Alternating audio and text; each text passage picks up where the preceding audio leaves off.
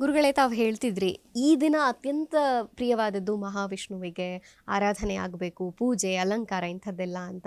ಇನ್ನು ನಾವು ವಿಶೇಷವಾಗಿ ಈ ಕ್ಷೇತ್ರದ ಬಗ್ಗೆ ಮಾತನಾಡಲೇಬೇಕು, ಅದು ತಿರುಮಲ ತಿರುಪತಿ ಅಂತ.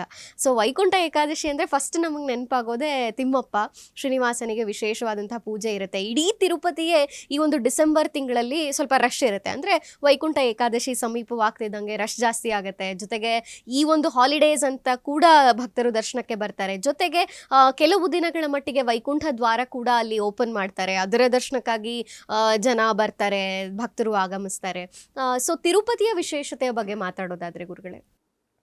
ನೋಡಿ, ನಮ್ಮ ಮನೆ ದೇವರು ನೀವೆಲ್ಲೇ ಇರ್ಬೋದು, ನಿಮ್ಮ ಕ್ಷೇತ್ರಗಳೆಲ್ಲೇ ಇರ್ಬೋದು, ಆದರೆ ಮಹಾವಿಷ್ಣುವಿನ ಒಂದು ದರ್ಶನ ಅಂತಂದರೆ ತಿರುಪತಿ, ಪರಮೇಶ್ವರನ ದರ್ಶನ ಅಂತಂದರೆ ಅದು ಕಾಶಿ.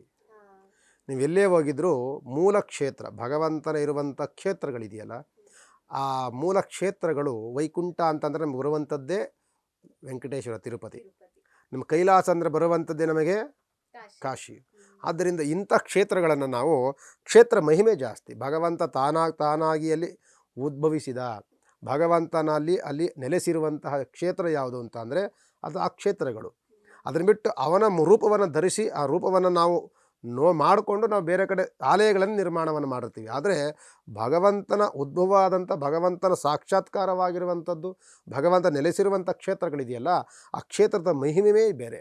ಆ ಕ್ಷೇತ್ರಗಳಿಗೆ ಹೋದರೆ ನೀವು ಅಲ್ಲಿ ವೈಬ್ರೇಷನ್ ಸಿಗುವಂಥ ವೈಬ್ರೇಷನ್ಸ್ಗಳೇ ಬೇರೆ. ನೀವು ಎಷ್ಟು ದೇವರ ದರ್ಶನವನ್ನು ಮಾಡ್ತೀರೋ ಆ ಕ್ಷೇತ್ರಕ್ಕೆ ಪಾದ ಇಡುವಂಥದ್ದೇ ಅತ್ಯಂತ ಪವಿತ್ರ. ಆ ಕ್ಷೇತ್ರಕ್ಕೆ ನೀವು ಕಾಲಿಟ್ಟ ತಕ್ಷಣವೇ ನಿಮ್ಮ ಕರ್ಮವೆಲ್ಲವೂ ಕಳೀತು ಅಂತ ಅಂದ್ಕೊಳ್ಳಿ. ಅನಂತರದಲ್ಲಿ ದರ್ಶನ ಆದ ನಂತರದಲ್ಲಿ ನಿಮಗೆ ಮುಕ್ತಿ, ಆ ಭಗವಂತನ ಒಂದು ಅನುಗ್ರಹ. ಆದರೆ ಆ ಕ್ಷೇತ್ರಕ್ಕಿದೆಯಲ್ಲ, ಕ್ಷೇತ್ರದ ಮಹಿಮೆ ಅದು ಅತ್ಯಂತ ಅಪಾರವಾಗಿರುವಂಥದ್ದು. ತಿರುಪತಿ ಎಂದ ತಕ್ಷಣವೇ ನಮಗೆ ಗೊತ್ತಾಗುವಂಥದ್ದು ವೆಂಕಟೇಶ್ವರ, ಅಲ್ಲಿರುವಂತಹ ಭಗವಂತನ ದರ್ಶನ. ನೀವು ಕ್ಷಣದಲ್ಲಿ ದರ್ಶನ ಅಷ್ಟೇ, ಅಲ್ಲಿ ನಿಮಗೆ ಒಂದು 2 ಸೆಕೆಂಡ್ 3 ಸೆಕೆಂಡ್ ದರ್ಶನ ಮಾಡ್ತೀರೇನೋ, ಆದರೆ ಆ 3 ಸೆಕೆಂಡಲ್ಲಿ ನಿಮಗೆ ಬಂದಂಥ ಆಯಾಸವೆಲ್ಲವೂ ಕಳೆದೋಗುತ್ತೆ. ಸುಮಾರು ಗಂಟೆಗಟ್ಟಲು ಕಾಲ ನೀವು ಕ್ಯೂ ನಿಂತಿದ್ದರೂ ಸಹ ಆ ಕೇವಲ 1-2 ಸೆಕೆಂಡ್ಗಳಲ್ಲಿ ಕೊಡುವಂಥ ದರ್ಶನ ನಿಮ್ಮ ಆಯಾಸವನ್ನೆಲ್ಲವೂ ನೀವು ಮರೆಸಿ ಆ ದರ್ಶನ ನಿಮಗೆ ಒಂದು ರೀತಿಯ ತೃಪ್ತಿಯನ್ನು ಕೊಟ್ಬಿಡುತ್ತೆ. ನಂತರದಲ್ಲಿ ನೋಡಿ, ನೀವೆಷ್ಟು ಬಾರಿಯಾದರೂ ತಿರುಪತಿಗೆ ಹೋಗಿ ಬನ್ನಿ, ದರ್ಶನ ಮಾಡಿದ ನಂತರದಲ್ಲಿ ಮತ್ತೆ ಆ ದರ್ಶನ ನೀವು ನೆನಪಿಸ್ಕೊಳ್ಳಿ, ಹೆಂಗಾಯ್ತು ಭಗವಂತ ಹೆಂಗಿದ್ದಾನೆ ಅಂತ ತಿರ್ಗಿ ಕಾಣಿಸೋದಿಲ್ಲ ನಿಮ್ಗದು. ಒಂದು ಬಾರಿ ದರ್ಶನ ಮಾಡ್ಕೊಂಡು ಬಂದಾದಮೇಲೆ ಭಗವಂತನ ನೋಡದೆ ಅವನು ಹೆಂಗಿತ್ತು ಅಂತ ನೀವು ಕಲ್ಪನೆ ಮಾಡಿಕೊಂಡ್ರೂ ಸಹ ನಿಮಗೆ ಬರೋಲ್ಲ.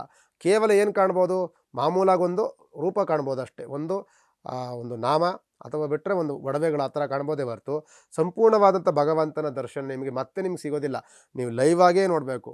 ನೀವು ನಾನು ಹೆಂಗೋ ನೋಡಿದೆ ಭಗವಂತನ ನೋಡಿದೆ ಯಾವ ಥರ ಇತ್ತು ಅಂತ ಕಲ್ಪನೆ ಮಾಡಿದ್ರು ನೀವು ನೆನಪಿಂದ ಅಲ್ಲೇ ಹೊರಟೋಗಿರ್ತಾನೆ ಭಗವಂತನ ಮತ್ತೆ ನೀವು ದರ್ಶನ ಮತ್ತೆ ಮಾಡಲೇಬೇಕು ಅಂತ ನಿಮಗೆ ಯಾವಾಗ ಆಸೆಯನ್ನು ಹುಟ್ಟಿಸ್ತಾನೋ ಅದು ನಿಮ್ಮ ಮತ್ತೆ ದರ್ಶನ ಮಾಡಲಿನಕ್ಕೋಸ್ಕರವೇ ಆಸೆ ಹುಟ್ಟಿಸ್ತಾ ಇರ್ತಾನೆ. ನೀವು ಎಷ್ಟು ಬಾರಿ ನೋಡಿದ್ರೂ ಮತ್ತೊಂದು ಬಾರಿ ನೋಡೋಣ, ಮತ್ತೊಂದು ಬಾರಿ ನೋಡಲೇಬೇಕು ಭಗವಂತನ ಅಂತ. ಇಂತಹ ತಿರುಪತಿಯ ದರ್ಶನ ಅದು ನಮಗೆ ಮಿತಿಗೆ ಮೀರದಲ್ಲೇ ಇರುವಂಥದ್ದು, ನಿಮಗೆ ನಿಲುಕಕ್ಕೆ ಸಿಗದಲೇ ಇರುವಂತಹ ಒಂದು ಕ್ಷೇತ್ರ ಮತ್ತು ದರ್ಶನ.